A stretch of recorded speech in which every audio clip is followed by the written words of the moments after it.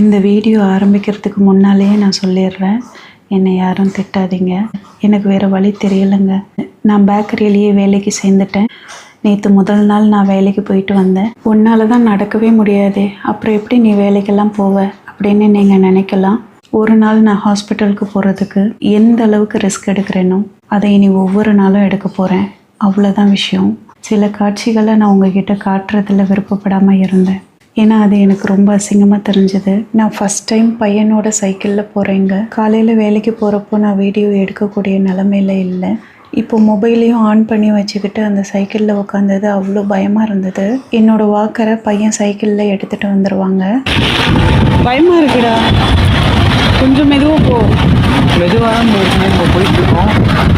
இந்த cycle 9th படிக்கிறப்போ பையனுக்கு வாங்கி கொடுத்ததுங்க. ஏறி உட்கார்றது ரொம்ப கம்ஃபர்டபுளாக தான் இருந்தது, ஆனால் உட்கார தான் முடியல. வலி அதிகமாக இருக்குன்றதுனால அப்புறம் சைக்கிளை மெதுவாக ஓட்டினா. நான் வெளியில் எப்படி கிளம்பி போகிறேன் அப்படின்னு உங்களுக்கு தெரியுமாங்க? இப்படி தான்.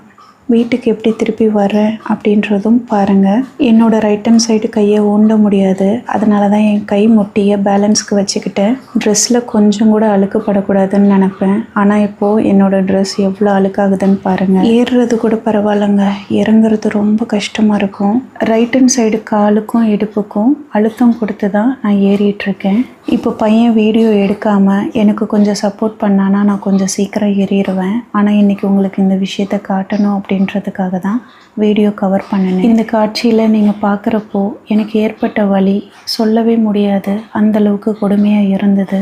அளவுக்கு அதிகமான மூமெண்ட் இன்றைக்கி நான் கொடுத்துருக்கேன். இதுக்கு மேலே தான் எனக்கு ஒரு பெரிய கஷ்டம் இருக்குது. எப்படியாவது பாத்ரூமில் போய் குளிக்கணும். ஒரு வழியாக குளிச்சுட்டும் வந்துட்டேன். பசங்க சாப்பிட்டாங்களான்னு கேட்டேன். சாப்பிட்டுட்டாங்க. எனக்கு பையன் சமைச்சு வச்சுருந்தாங்க. காலுக்கு சப்போர்ட்டுக்கு ஒரு சின்ன ஸ்டூல் போட்டுக்கிட்டேன். காலையில் வச்சுட்டு போன சாம்பாரை ஊற்றி எனக்கு கொடுத்தான். சாப்பிடணுன்ற ஒரு எண்ணமே எனக்கு இல்லைங்க. எனக்கு சுத்தமாக பசியே இல்லை, வேறு வழி இல்லை. உடம்புல கொஞ்சம் தெம்பு வேணுன்றதுக்காக நான் இப்போ சாப்பிட்றேன். சப்பாத்தி மேக்கர் யூஸ் பண்ணி கோதுமை ரொட்டி செஞ்சு வச்சுருந்தான். சின்ன பையனுக்கு செஞ்சு கொடுத்துட்டு அவனும் சாப்பிட்டுட்டான். இந்த விஷயத்தில் எனக்கு கொஞ்சம் நிம்மதியாக இருந்தது.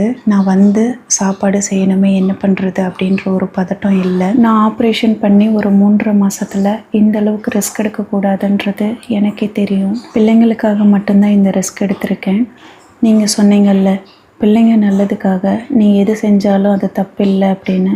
இதுவும் பசங்க நல்லதுக்காக தான். வீடியோவில் என்னை ஃபுல்லாக கவர் பண்ணி காட்டுறதுக்கு நான் விருப்பப்படவே இல்லை. இந்த மாதிரி சூழ்நிலையில் நான் காட்டினாலும் அது உங்கள் மனசையும் ரொம்ப கஷ்டப்படுத்தும். என்னோடய பாடி ஃபுல்லாக சொல்லவே முடியாத அளவுக்கு வலி இருக்குது. அதை நிச்சயமாக இந்த வாலினி ஸ்ப்ரேயால் சரி பண்ண முடியாதுன்னு தான் நான் நினைக்கிறேன். எனக்கு வாழ்க்கை மேலே பெரிய ஈடுபாடு இல்லை. இந்த முடிவை நான் எடுத்ததுக்கு சில காரணங்கள் உண்டு. இன்றைக்கி தமிழ் வருட பிறப்பு. உங்களுக்கு இந்த நாளில் எவ்வளோ வேலைகள் இருந்தாலும் எனக்காக ஒரு நிமிஷம் ஒதுக்கி இந்த வீடியோவை பார்ப்பீங்க. இன்றைக்கி எந்த விதத்துலேயும் நான் அழுதுறக்கூடாதுன்னு நினச்சேன். இந்த பேக்கரியில் வேலை செய்கிறதுனால எனக்கு எந்த அவமானமும் கிடையாது. அவமானங்கள் நிறைய நடக்க நம்ம மனசு பழகிரும், எவ்வளோ வலிய வேணும்னாலும் தாங்கலாம் அப்படின்னு. பையன் என்னை பார்த்துட்டு நான் வேலைக்கு போகிறேன், நீங்கள் வீட்டில் இருங்க அப்படின்னு சொன்னான். அவன் இப்போவே எனக்கு நிறைய உதவியாக தான் இருக்கான். இதுவே எனக்கு போதும். காலையில் வச்ச சாம்பாருங்க, நான் இதில் இருக்கிற காய்களெல்லாம் போட்டு நல்லா சாப்பிட்டு காலி பண்ணிடுங்கன்னு சொன்னேன். ஆனால் அதுலேயே மிச்சம் வச்சுருக்காங்க. இதுதான் நான் ஹாஸ்பிட்டலில் இருந்தப்போ ஃபஸ்ட் டைம் வாங்கின வாக்கர். இதை தான் வெளியில் எடுத்துகிட்டு போகிறதுக்கு கம்ஃபர்டபுளாக இருக்குங்க. ரைட் ஹேண்ட் சைடு கையால் என்னால் வாக்கரை அழுத்தி பிடிக்க முடியாதுல்ல, அதனால் அந்த கை முட்டியை வச்சு தான் நான் அந்த சைடு பேலன்ஸ் பண்ணிகிட்ருக்கேன். நிறைய விஷயத்தில் எனக்கு கன்ஃபியூஷன் இருக்குது. நான் எடுத்த முடிவுகள் சில விஷயங்களில் சரியாக இல்லாமல் இருக்கிற மாதிரி என் மைண்டுக்கு தோணுது. இந்த வேலையில் எனக்கு 16,000 ரூபாய் சம்பளம் கிடைக்கும் அப்படின்னு உங்களுக்கு தெரியும். இந்த வேலையோட டைமிங் இப்போ எனக்காக மாறி இருக்கு. அது என்னன்னு சொல்கிறதுக்கு முன்னால் நான் காலையில் என்ன சமைச்சேன்றதை காட்டுறேன். ஒரு வாரமாக கேஸ் இல்லாமல் வீட்டில் சமைக்காததுனால வாங்கி வச்ச காயெல்லாம் வாடி வதங்கி போச்சுங்க.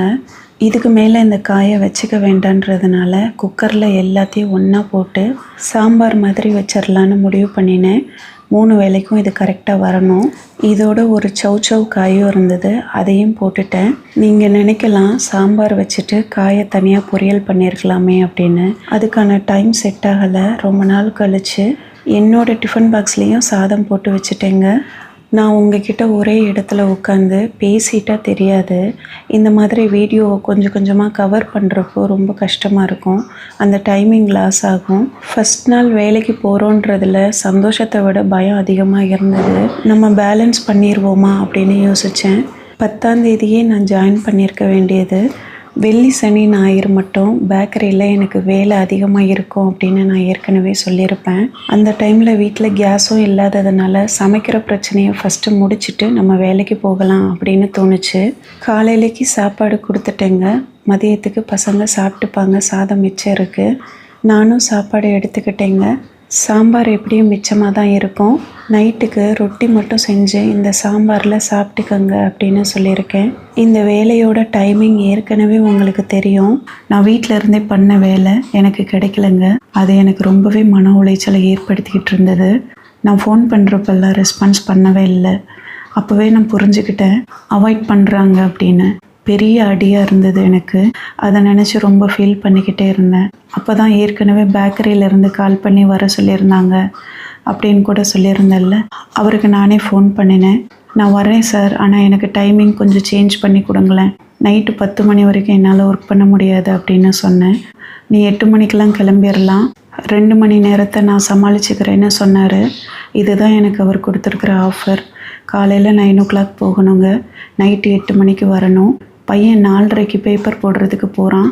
அவன் ஒரு 8:30க்கெல்லாம் வீட்டுக்கு வருவான், இல்லைன்னா 8:45 கூட ஆகும். நான் 9 மணிக்கு போகணும். வீட்டுக்கு பக்கத்தில் இருக்கிறதுனால அவன் வந்து சாப்பிட்டுட்டானா கிளம்புறதுக்கு கரெக்டாக இருக்கும். இல்லைன்னா சில நேரங்கள் அவன் வந்து சாப்பிட்ற மாதிரி இருக்கும்.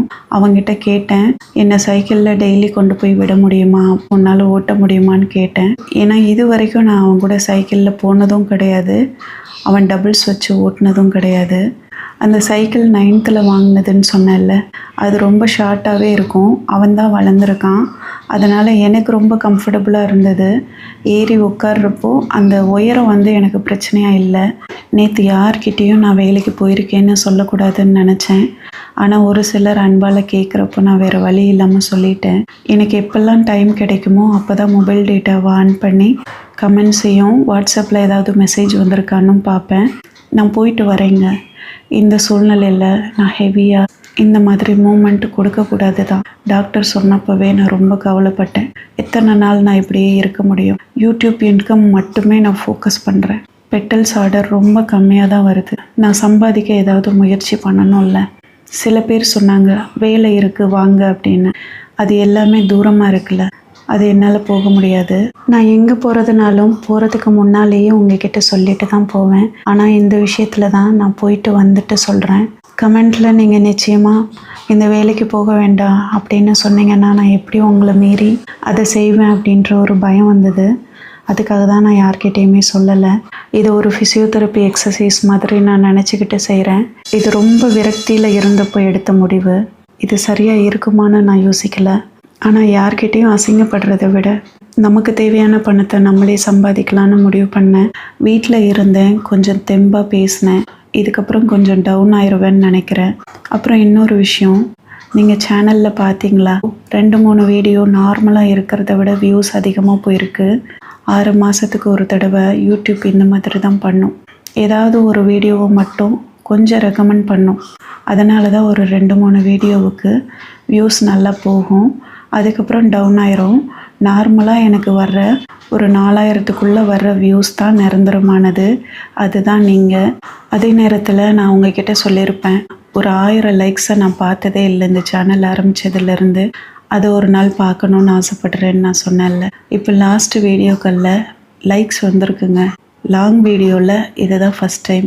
இனி நார்மலாக எனக்கு வர்ற வியூஸ் மட்டும் போகிறப்போ இந்த லைக்ஸும் கம்மியாயிரும். ஆனால் நான் ஆசைப்பட்ட ஒரு விஷயமும் நடந்துருச்சு அப்படின்னு நினைக்கிறப்போ கொஞ்சம் சந்தோஷமாக தான் இருக்குது. உங்களுக்கு ரொம்ப ரொம்ப நன்றி. சூப்பர் தேங்க்ஸ் பண்ணி சப்போர்ட் பண்ணுறீங்க, லைக்ஸ் கொடுக்குறீங்க, ஹைப் கொடுக்குறீங்க. இது மூலமாக நான் அடுத்த மாதம் சேலரி எடுக்கிறத நீங்கள் ஃபீல் பண்ணியிருக்கீங்க. அதுக்கு உங்களுக்கு ரொம்ப ரொம்ப நன்றி. ஏன்னா எனக்கு இனிமேல் வர்ற செலவுக்கு இந்த பணம் எவ்வளோ முக்கியமாக இருக்கும் அப்படின்னு உங்களுக்கு நல்லாவே தெரியும். நான் உங்ககிட்ட சில விஷயங்களை சொல்லணும், ஆனால் சொல்கிறதுக்கும் முடியலை, சொல்லாமல் இருக்கவும் முடியலை. நிறைய பயமாக இருக்குது, எப்படி சொல்கிறதுன்னு தெரியல. உங்கள் எல்லாருக்குமே சித்திரை திருநாள் நல்வாழ்த்துக்கள். உங்கள் வாழ்க்கையில் எல்லாருக்குமே நிறைய சந்தோஷங்கள் கிடைக்கணும்னு நான் கடவுள்கிட்ட வேண்டிக்கிறேன். இந்த வீடியோ பிடிச்சிருந்ததுன்னா மறக்காமல் லைக் பண்ணிக்கோங்க, ஹைப் ஆப்ஷன் கொடுத்துருங்க, கமெண்ட் பண்ணுங்கள். நன்றி, வணக்கம்.